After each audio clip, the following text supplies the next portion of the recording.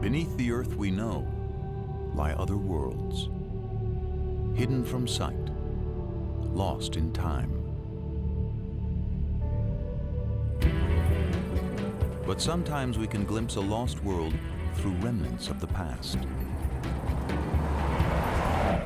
We definitely got a skull. Lower right, what do you think? It's hard to say. Maybe This story begins with the discovery of unidentified bones. depositional environment. It's part of the Niobe. A team of paleontologists will try to figure out whose bones they are and what world they came from. So we got a time frame. That's a start. They were discovered in Kansas, mostly farmland today. But once, Kansas lay beneath a vast sea.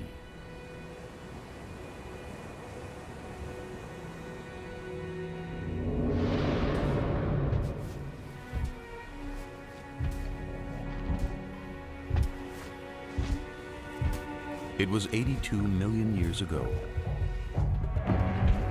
during the age of the dinosaurs.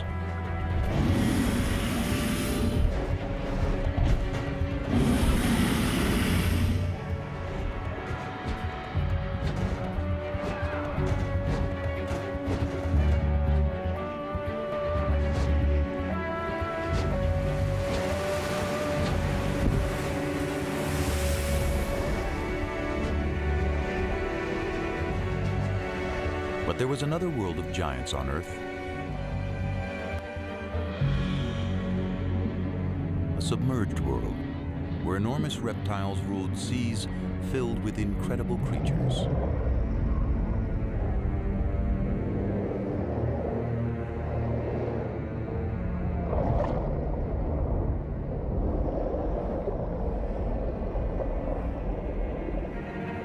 These were the most dangerous seas of all time. No living thing was safe.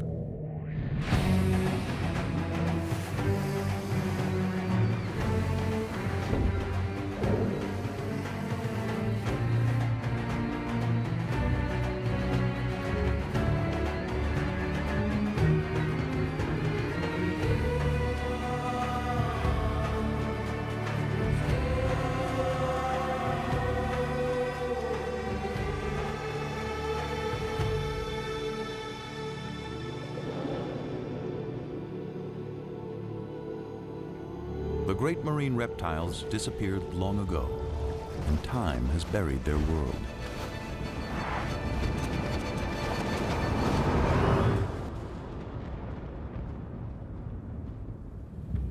But any of us might still encounter a sea monster.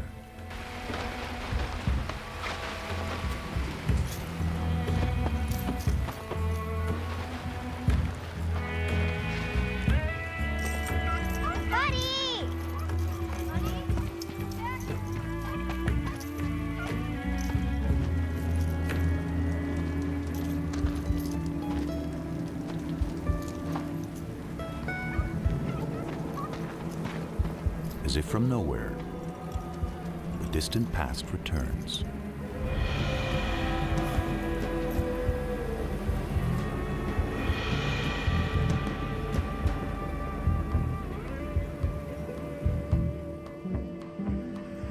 The scientists hope to find not just the fossil of an ancient creature, but a story recorded in its bones. Grab your tools.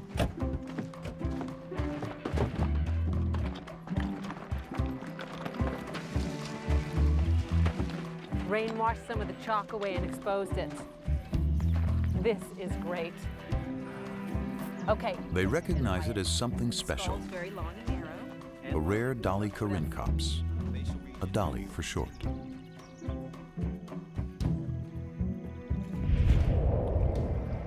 It was a marine reptile of the late Cretaceous, a little bigger than a dolphin, and a fast swimmer. To unravel any story the bones may tell, the investigators will draw on everything they know about marine reptiles. Yeah, it looks like a Hesperornis. Their fossils have been found around the world over Could have been decades. over 30 feet long. Yeah, the matrix materials we got in the lab seem to. These finds will help the team piece together the story of the dolly and picture the moment in time when it swam in the sea. In many ways, the dolly's world was far different from ours. The climate was warmer, sea levels were higher, and more of Earth was submerged.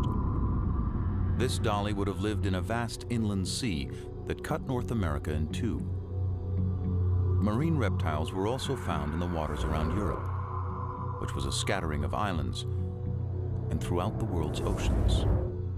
In time, they died out and sea levels retreated, exposing vast areas of seabed.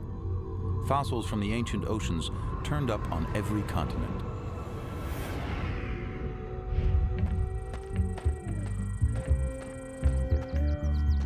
A discovery in the Australian outback offers clues to how the dolly's life may have begun. It seems to be laying out in a pretty consistent pattern. 95% of the fossils we're finding here are the bones of juveniles. So many small bones in one area suggest that marine reptiles gathered in protected shallows to give birth. And in North America, that's how the story of this dolly begins to unfold. Imagine that one of the creatures in the shallows is a pregnant Dolly corincops. She gives birth to a male, 18 inches long and colored like his mother.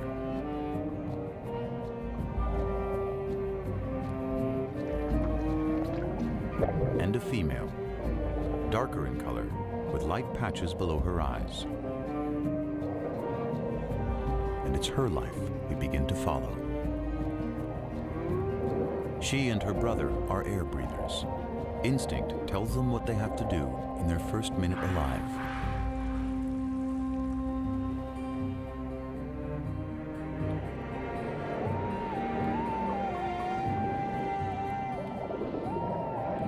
From the beginning, the little female and her brother practice skills they'll need one day, when they'll have to leave the safety of the shallows for the dangerous seas beyond.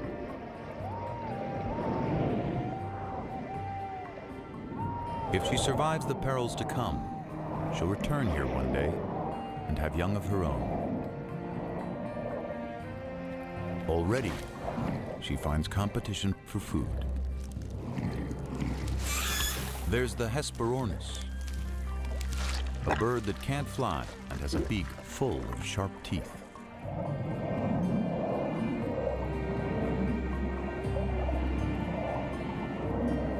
And the Styxosaurus, a distant cousin of the dollies with a supersized neck.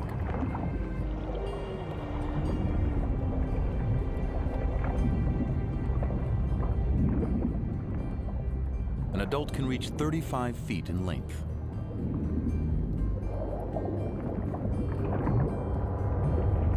More than half of it, neck.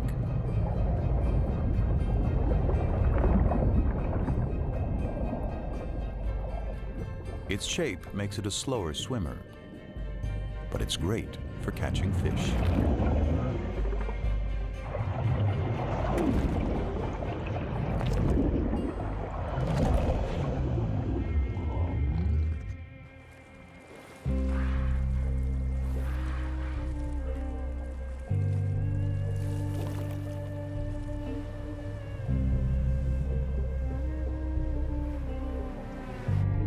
The little dolly soon comes across creatures that move by pumping jets of water from their shells.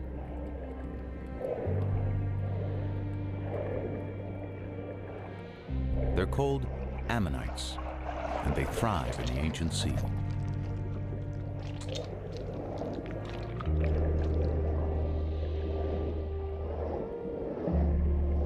They have rock-hard armor, and perhaps another defense: swim too close like the little female and get a face full of ink.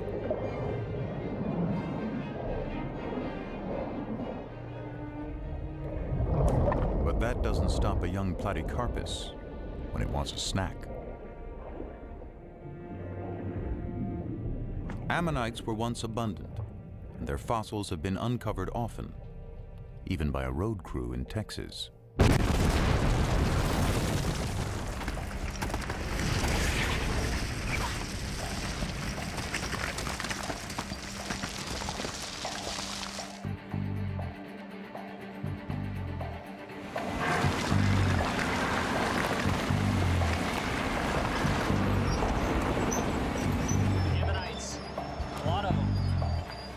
There were many kinds of ammonites, and we know when most of them lived, so their fossils are like markers in time.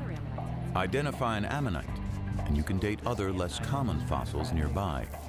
That helps place dollies in the long history of marine reptiles. It began some 250 million years ago in the Triassic period, with land reptiles that moved into the sea. They developed webbed feet, then flippers. Some had elaborate armor. Into the Jurassic, they continued to evolve. To see at great depths, some had eyes the size of dinner plates. Top predators grew immense and powerful, reaching their peak in the late Cretaceous, near the end of the dinosaur age. The very time when the dolichorhynchops lived.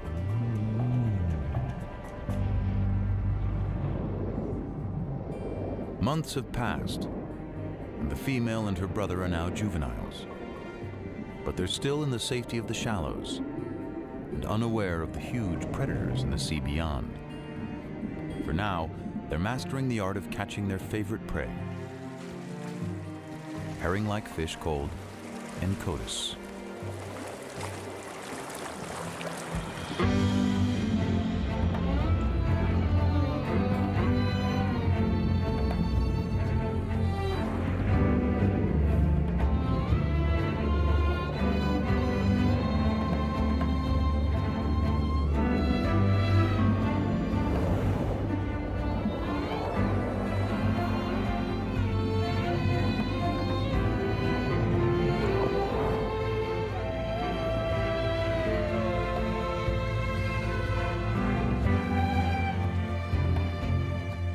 Then one day, everything changes for the dollies.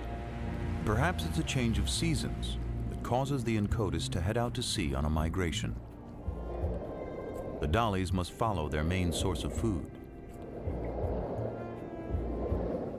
And that means the young female and her brother must now set out on the journey of their lives, trailing their mother from the shallows out into the western interior sea. It's about the size of the Mediterranean and only a few 100 feet deep.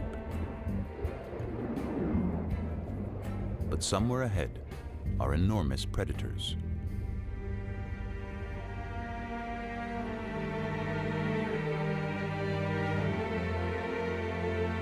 We know because where those predators once swam, the layered earth holds their remains as if a vast graveyard.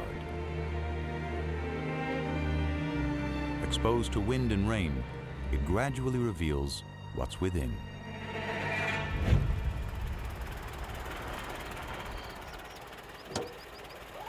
A remarkable discovery was made by Charles Sternberg and his sons, pioneering fossil collectors in the American Midwest. I covered it so nobody else would notice and disturb it. Yeah. Skull looks like some kind of Tylosaur. Big one.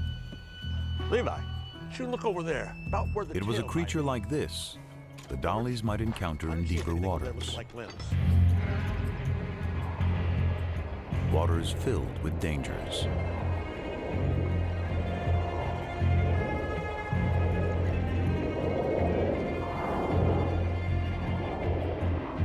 The Tusateuthis was a massive hunter, like the giant squid of today. Up to 30 feet long and abundant in the inland sea.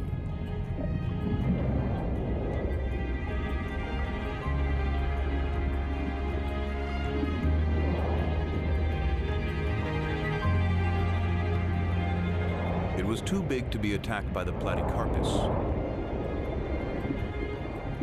who settles for smaller prey.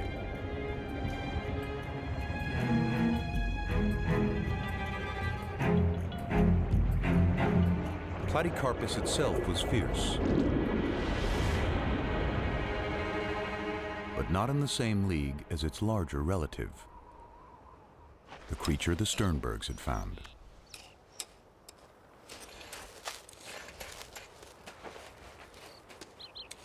Few ocean predators ever would compare with the beast they were uncovering. Think I've got some tail vertebrae over here. Could be lower limb bones. Part of a paddle. Skull here, paddle there. Tail vertebra over there. This fella could be giant-sized. It was a giant with no enemy.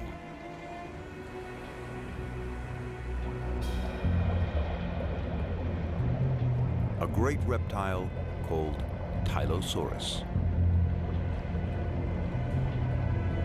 One of the largest and most ferocious creatures of any age.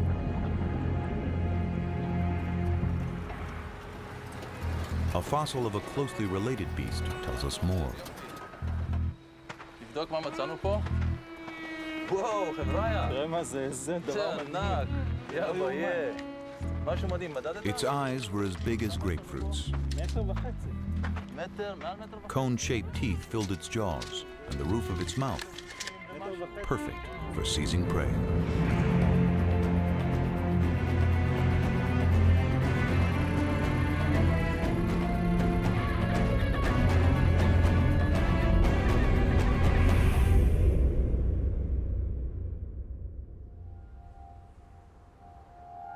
The Tylosaurs were out there,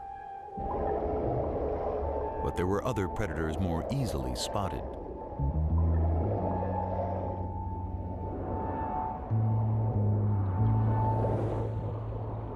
As fish go, Xiphactinus was gigantic, up to 17 feet long.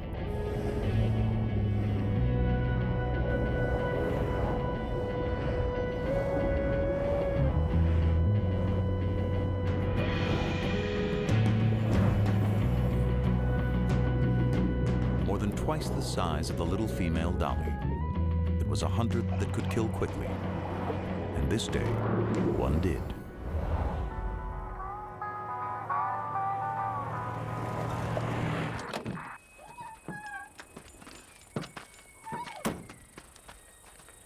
We know what happened from a fossil excavated in the Badlands of Kansas by Charles Sternberg's son, George.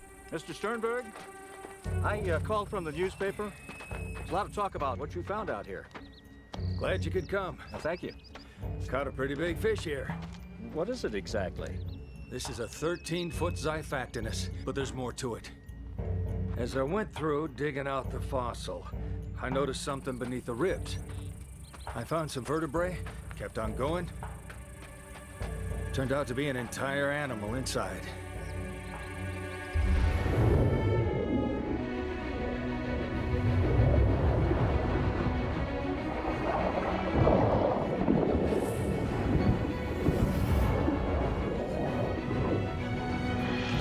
The victim was a 6-foot fish called a Gillicus. Such a mouthful that swallowing it killed the Xiphactinus, a prehistoric victim of gluttony.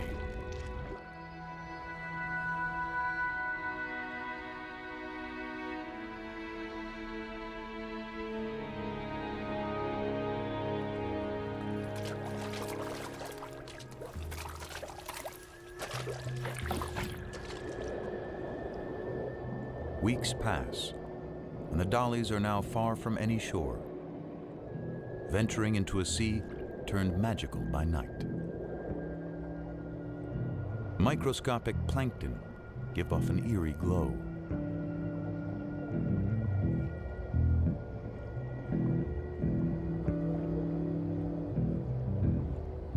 Under cover of darkness, the Incotus rest, not quite sleeping.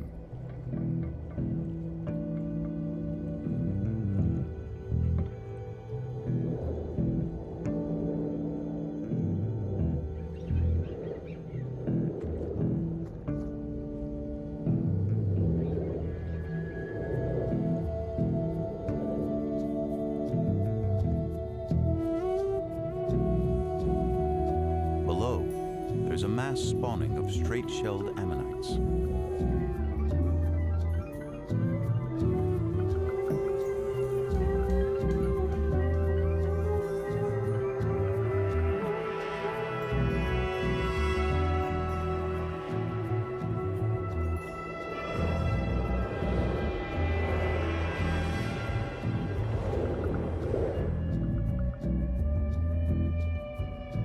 The dollies keep their eyes trained for predators, and one is about to change their lives.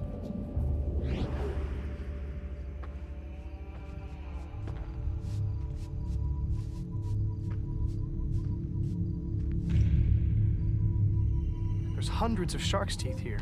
After a long day hunting fossils, two amateur collectors unearthed the wealth of shark's teeth.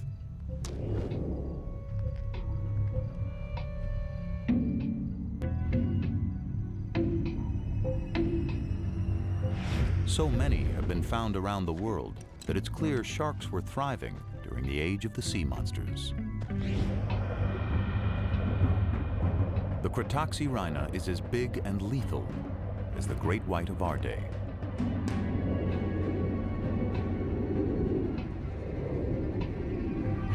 It slices its victims into bite-sized chunks using razor-sharp teeth.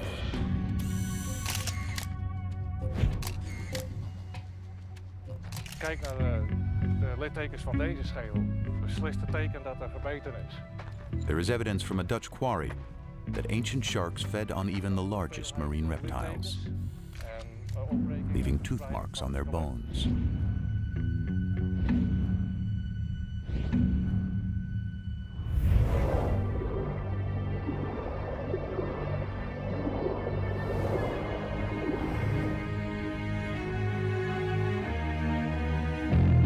The female and her brother are being watched.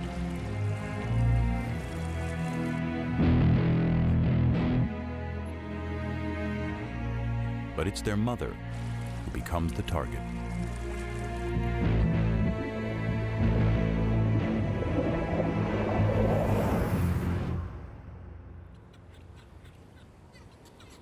Their mother is gone, but it isn't over. A smaller shark goes after the young female. She's wounded, but she survives the initial charge.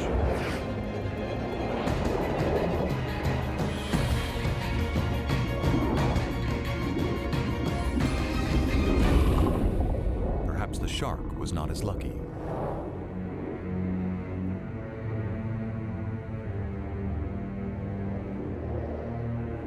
Her injury will heal, though she'll always carry a shark's tooth embedded in her flipper. The two youngsters must now continue on their own.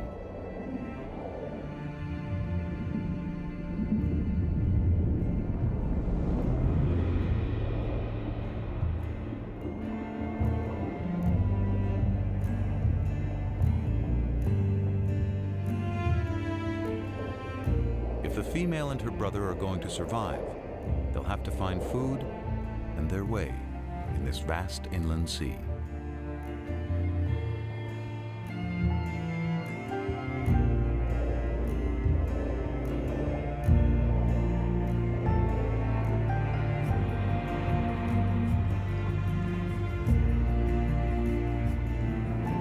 Finally, they see something familiar. A school of Encotis, trailed by other dollies.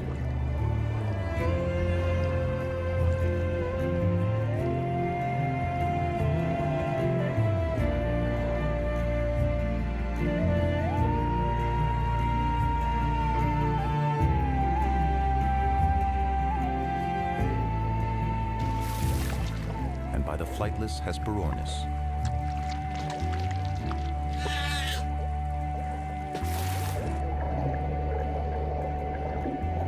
But nearly anything in the sea can be a meal for a Tylosaur. This one died with a full stomach. Yeah, it looks like a Hesperornis. Big as a pelican. Maybe bigger.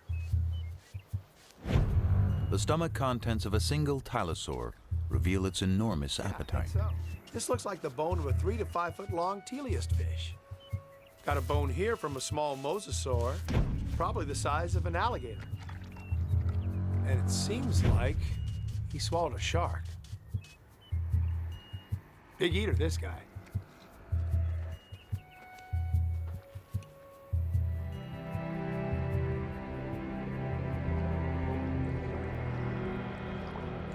For several weeks, the travelers push on. The female's flipper is slowly healing, the embedded tooth now surrounded by scar tissue.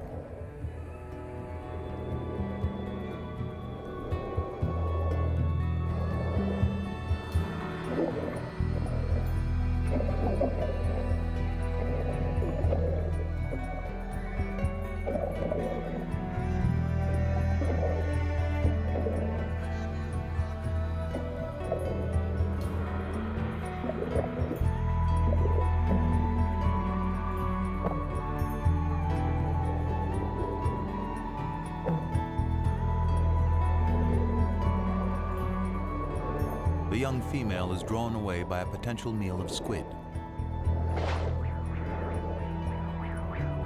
One escapes among a colony of crinoids, prehistoric relatives of sea stars, perhaps swept up from the bottom by currents.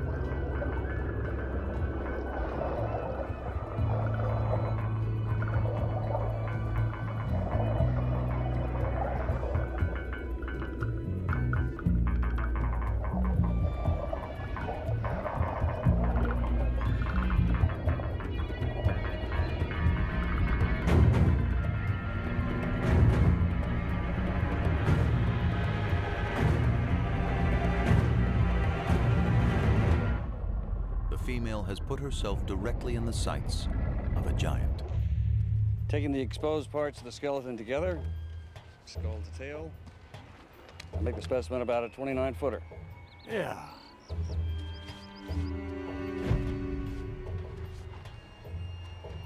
There's something in the stomach.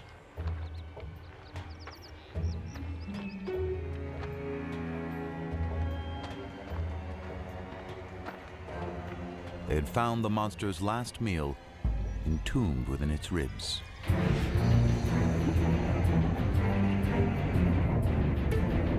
Because dollies are fast, a Tylosaur's best bet is to catch one by surprise.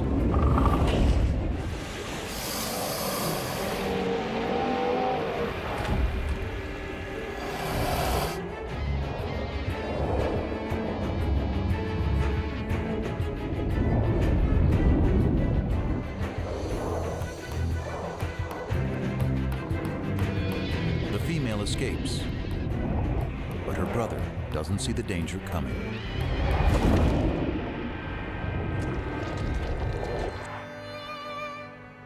The Sternbergs had discovered a story locked in time of two ancient lives intersecting. But why did the predator die so soon after eating the dolly? Tylosaurs were likely territorial and aggressive, even with each other. Perhaps an older Tylosaur suddenly appeared.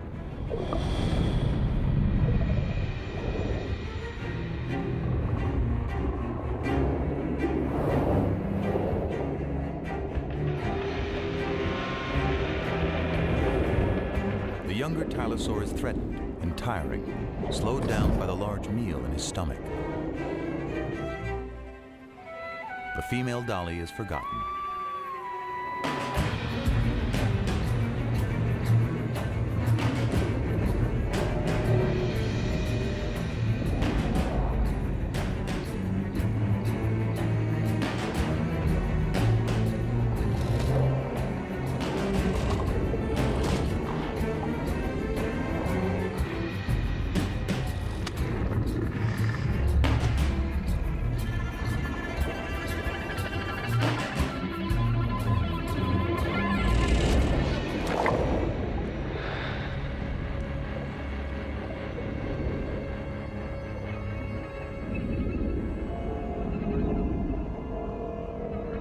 The younger Tylosaur is mortally wounded.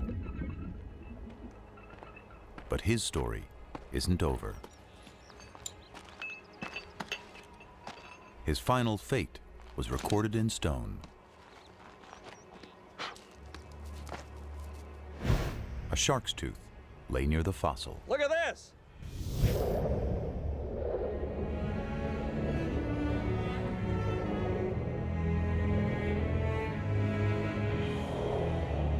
The female moves on with the others.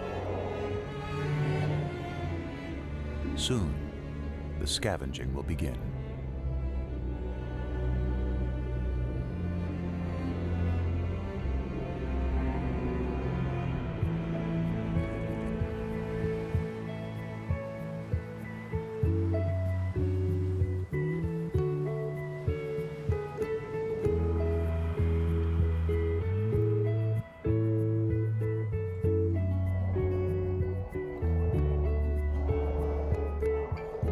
The young Dolly has seen the deaths of her mother and brother, but she survived.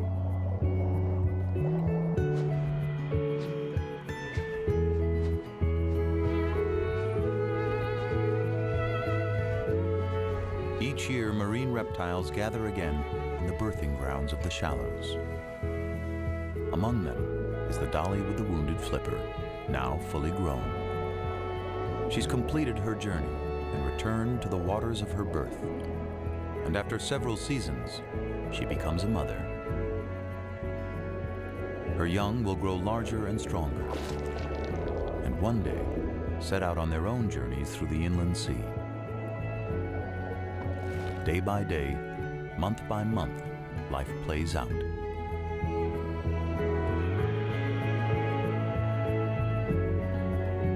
She sees several litters of her offspring mature and depart on lives of their own.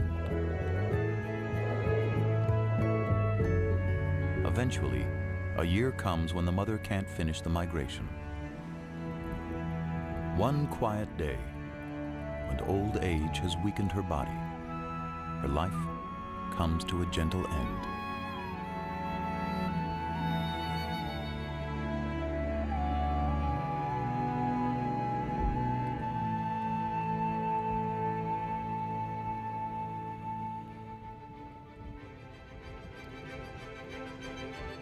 Millions of years worth of days and nights and seasons pass as she lies undisturbed.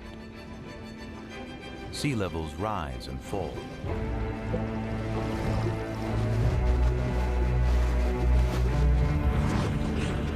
Around the world, continents shift. Volcanic activity changes the face of the Earth.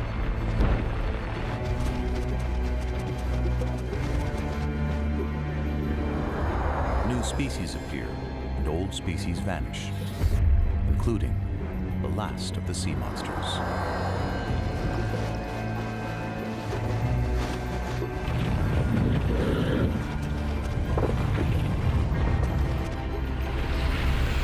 Beneath the shifting land, the remains of the great ocean reptiles are turned by time into rock. Buddy? And lie hidden until exposed. Buddy? This time by a summer rain. This is what I'm thinking. The last one to find something like this was Bonner in 1952. It might be a complete specimen. How are we going to take it out? We may have to plaster the whole thing and take it out in a jacket. Hey, come check this out. There was something unusual about one of the rear flippers.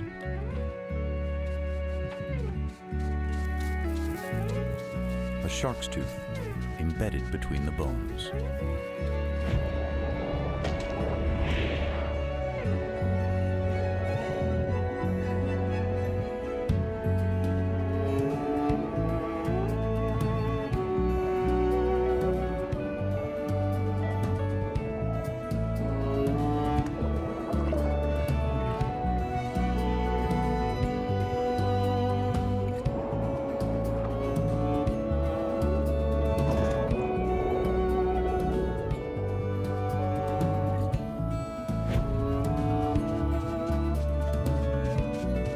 After 82 million years, the female Dolly Corincops has returned to tell her story.